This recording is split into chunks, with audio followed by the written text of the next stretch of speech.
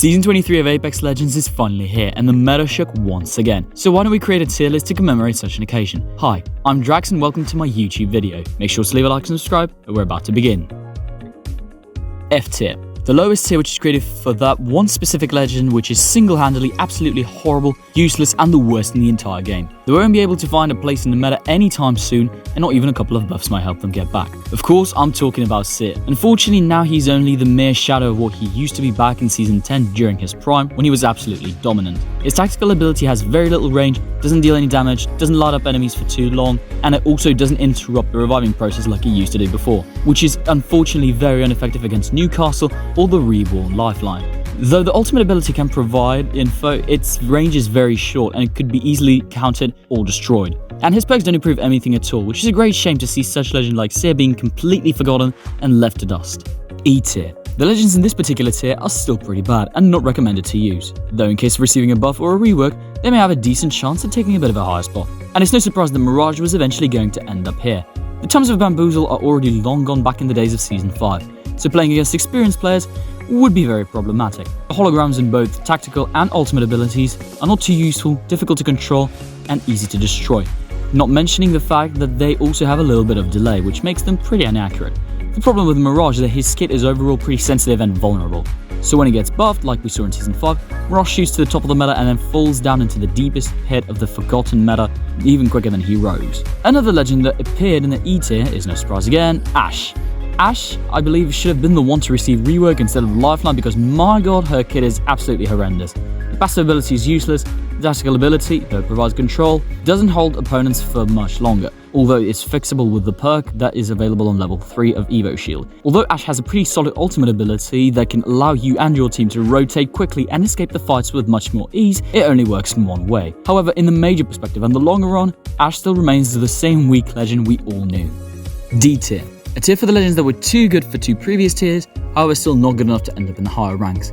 One of which is Alter. Alter unfortunately wasn't able to find much love amongst the meta since her initial release in Season 21. Not even the perks or buffs allowed to mitigate her position, as people will continue to prefer Pathfinder, Revenant, and Wraith due to the much bigger flexibility of their skills. Her passive is very situational and not flexible either. The tactical ability, which is the Rift, is more so fun rather than actually useful, and it surely isn't the best getaway option, though it can certainly find a creative use that may provide a slight advantage to you. The Void Nexus is not too bad, though if placed done properly, or if there are enemies near it, then this might eventually cost your game. Joining us in D tier is Caustic. To be honest, Caustic reminds me of Grandpa's old Mustang, though it used to be great back in the day, now it sucks. Ever since Respawn started nerfing Caustic in Season 5, he started to fade out of the meta more and more until he eventually received a nerf that allowed to destroy his traps during and before their depletion. The gas traps, just like the grenade, don't do much damage, which means that the consequence of another player being caught is nowhere near to being a risk to their game. Lastly, joining in D tier is Tierlist, who got nerfed so much to the extent where the developers had to make perks simply revert all of the changes they had done to her, which doesn't provide any sort of advantage and new opportunities to her. Her traps are very easy to destroy, easy to avoid, and her wall is pretty short, and could be easily avoided not by stepping near it. 10 times out of 10, I would prefer picking Bangalore Smoke over the Tierlist's wall, simply because of its stability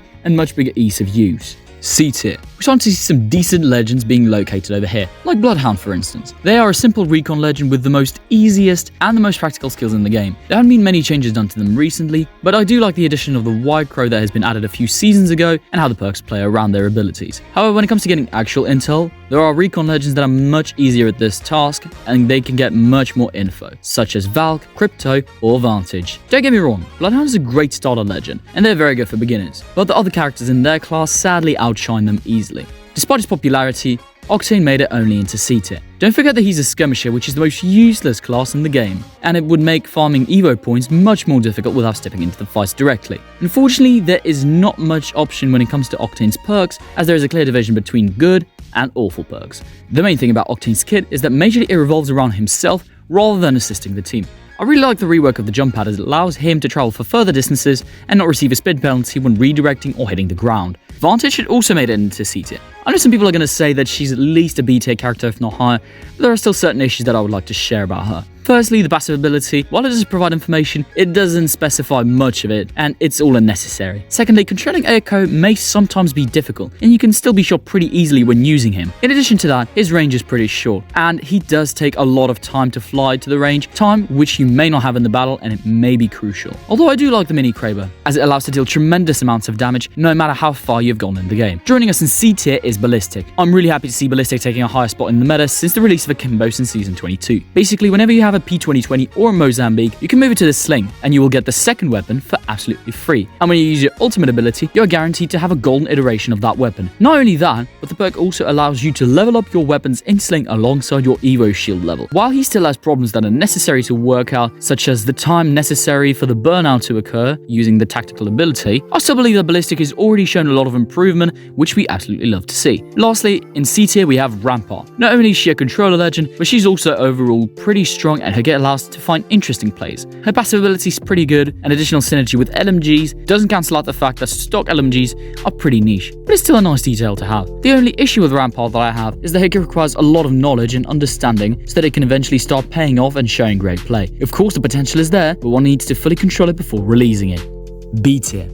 Here we have the legends that are pretty good and consistent despite the fact that they are not on the top of the meta, but they can still be pretty fun and great to play. Gibraltar is the first character to make it to the B tier, and it's all thanks to the rework of his perks that has taken place this season. Gibraltar was pretty much a forgotten legend up until the point where he received a rework of his perks in this season, and now they're much more useful and give new life to his abilities. I really like the fact that you can increase the range of his ultimate ability, because the airstrike had a pretty small area of effect, which is definitely nice to see. I still don't like the fact that you're tied to a certain location with his dome shield, and cannot move much, unlike with the mobile shield of Newcastle. But overall, GB's looking much stronger this season and deserves a high spot in B tier, I believe. Conwood is a good support legend, and her abilities provide some possibilities for great plays. A tactical ability can potentially save your teammate's life, though the temporary shield regenerates pretty slowly. Her ultimate ability is like Watson's tactical but on steroids. It allows you to either cover your position or lure your opponents out of their hideout into the fight, putting them at a slight disadvantage. It's really sad to see that her passive is not very useful, but overall she's pretty strong and solid, but still feels like she's lacking something. Chris right now is in the position of Icarus, who got too high in the meta and started to fall down, due to the fact that he received certain nerfs this season. This is pretty much your entire gameplay. Your main weapon is the drone, and you sit around passively like a vegetable, flying around and scanning everything with your drone. However, now your drone cannot fly outside of the ring without taking any damage to it done anymore. Not only that, but they also nerfed Crypto's invisibility perk, so now every 1.5 seconds you're going to be blinking, which makes all enemies aware of your position. Kind of similar situation that happened to Mirage's invisible revive. Crypto is still pretty strong and useful, but he's not as strong as he used to be last season. Mad Maggie is another legend that makes it into B tier, and I would say he's pretty deserved. I like the passive ability that allows you to run quicker with shotguns. The drill is pretty strong, however, its narrow list of possibilities is pretty niche, as it allows her only to lure her opponents out of the cover or interrupt somebody's healing. While the Wrecking Ball is pretty strong when used inside the buildings, especially the ones with small corridors, when placed outside, Maggie's ultimate can be very unpredictable, and you may never know where the nearby rock or tree will send it next. However, I do like the perk that allows the Wrecking Ball to be fueled with fire in order to deal even more damage, and it becomes only stronger with that perk. Thank you, Wally. Loba is the last legend to make it into B tier. Her kit is not the best for support legends, as it majorly revolves around her, including the perks. Her bracelet allows for great safe getaway, especially in scenarios when your teammates are being pushed. But you can only get away yourself, so if you want to say fuck to your teammates, you can go ahead and do so. That's why I don't really like her passive ability either, because I would be a big fan of a slight rework that would, for example, allow you to choose one of your teammates to teleport with. Her ultimate is very useful, especially in cases when you have pretty bad loot or you just revive your teammates. Take a look at this example for instance. I can't hit my opponent with P2020, right? Well, that's a shame. So instead I'll put Loba's ultimate on the ground, steal a Kraber using the black market, and annihilate my opponent by shooting them in the fucking head. A tier. These are really strong and useful legends despite the fact that they're not located on the top of the meta, but they're still pretty good. Fuse is one of those legends. I remember the times when Fuse was very disregarded by many, but now he's one of the most popular, yet most annoying legends to ever exist in the game. His passive ability allows you to carry 2 grenades, which brings us back to the days of Apex when nade stacking was still a thing. It's still a thing with Horizon Ultimate, but we'll get there later. Knuckle Cluster is really strong, deals tremendous amounts of damage, and is overall for great use in various situations. His ultimate ability is great for tying your opponents to a specific location, as well as getting some intel on them. Though it's not the easiest skill to use, that's for sure. And I also do not like the fact that you can barely see your opponents being marked with orange color. so I truly hope they make a quality of line change for him. Despite all the nerfs she has received ever since her initial release back in Season 7, Horizon still remains one of the strongest skirmishers to ever exist. The only thing I do not like about Horizon is her perks, as they surely could have been better, let's admit that. Though what I like about her is a passive ability that allows you not to receive slowdown penalty after falling down, which makes it easier to chase down your opponent. The gravitational lift allows for fast and easy traveling in vertical directions, which is very useful for claiming high ground, and I find it nothing but fair that you cannot stay on top of it forever. Lastly, her ultimate ability allows to trap enemies within a certain range, which allows the nade stack to take place and wipe out other squads, which is where Fuse also comes in place. Revenant has been a really strong legend ever since his rework in Season 18, but due to the nerfs in second half of Season 22, he seems to have entered a bit of a weaker state of his. His passive ability is really underrated, and sometimes it can replace Horizon Lift, except with the fact that you can travel vertically, but not your team. The leap is very great and useful for push opportunities, and allows you to quickly chase down your opponents by cutting the distance between you and them. Lastly, his Shallow Form, which is his ultimate, provides additional shields that now you can feel the nerf to the amounts of shields that Revenant has and the amount of time necessary to regenerate those shields during the ultimate ability. He has a pretty simple yet strong set of skills, which also makes him a strong skirmisher legend. The strongest controller legend in the entire game has made it into A tier as well. Ever since her release in Season 2, Watson has always been a part of the meta, with the exception of Season 5, when she was nerfed so that her ultimate ability did not stand forever. But now it does. So as long as it's not destroyed, you can count practically a half of abilities in the game with your pylon. Though, the only thing I do mind, however, is the limited amount of shields that can be regenerated by her ultimate. But I find it nothing but fair. However, the perks allow you to fix that position a little bit, and now you can either regenerate twice as fast shields or twice as much shields. The electric fence can be both used for basic defensive gameplay and clever offensive ways during the attack, and the ability to have more than one ult on you using the ultimate accelerant is a great thing to possess. Lastly, we have the main of all TTV players and bros who have no personal life by playing Apex, Wraith. One of the most recognized legends in the game, has also one of the strongest abilities. Her phase dash allows you to quickly and safely escape the heat of the battle. However, her movement speed did get nerfed recently, so it won't be that easy to run away, especially if you have Octane, Revenant, or Pathfinder chasing you down right behind your ass. Her ultimate ability, which is the portal, allows you to quickly rotate her teammates from one point on the map to another, which is a pretty useful ability to have considering the very few legends have this, and Wraith does it with such great ease. But what I don't like about her is the passive ability, as in some cases it doesn't notify about much potential threat on time, which could cost you the game. So don't be relying too much, and I really wish you had a little bit more and a little bit better of a passive ability. S tier. You have the most broken, most OP, and best legends in the game. So if you want to be useful to your team and take an advantage over your opponents, then you should definitely pay attention to some of these legends. Newcastle is one of the bestest, if not the best, support legends in the game right now. He has been in this position for a while and has always been consistent, which is why I really like him. I'll always prefer his revival over Lifeline's revival, as it provides great advantage and safety when rezzing your teammate. His mobile shield is somewhat similar with Gibraltar's dome shield, however it allows for some clever gameplay, especially considering that you're not tied to a certain position and you can move alongside the shield. His ultimate ability, which is a mix of Watson Fence and Rampart Wall, allows to create invincible fortifications that won't be easy to overcome. Bangalore is also another legend that has made it into S tier. Despite the nerf where you can see the opponents through the smoke, it is still pretty consistent, and it lets you quickly get away, safely loot, or revive your teammates. Her ultimate ability is great for covering big areas and dealing damage to your opponents, which can be very beneficial during the last few rings. Bangalore is also an assault legend, so getting a few additional attachment to your weapon does feel nice. Pathfinder, another OG legend, has found its way to the top of today's list. Even though he's a skirmisher legend,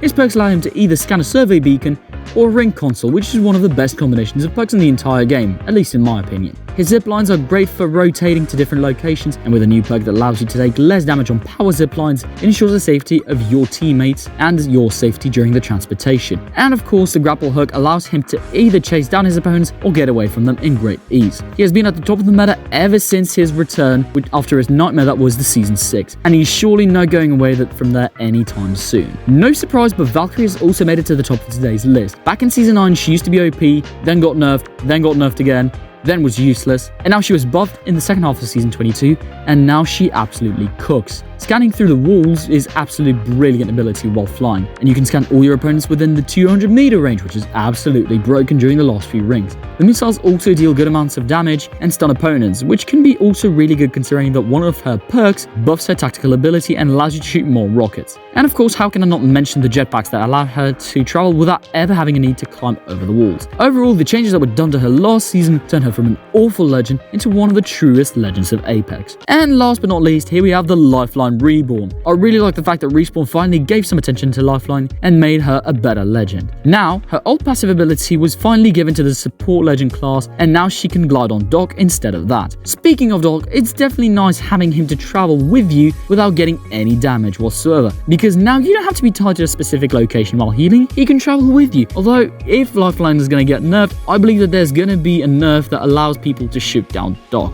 And the new ultimate ability is so much better than the old one. Faster reviving, faster item usage, faster healing, and all of it is done behind the invincible wall. That is absolutely fantastic, I'll tell you what. Thank you very much for watching my video. Hope you enjoyed it. Leave a like and subscribe as it will help my channel grow, and I'll see you in future videos. Thank you.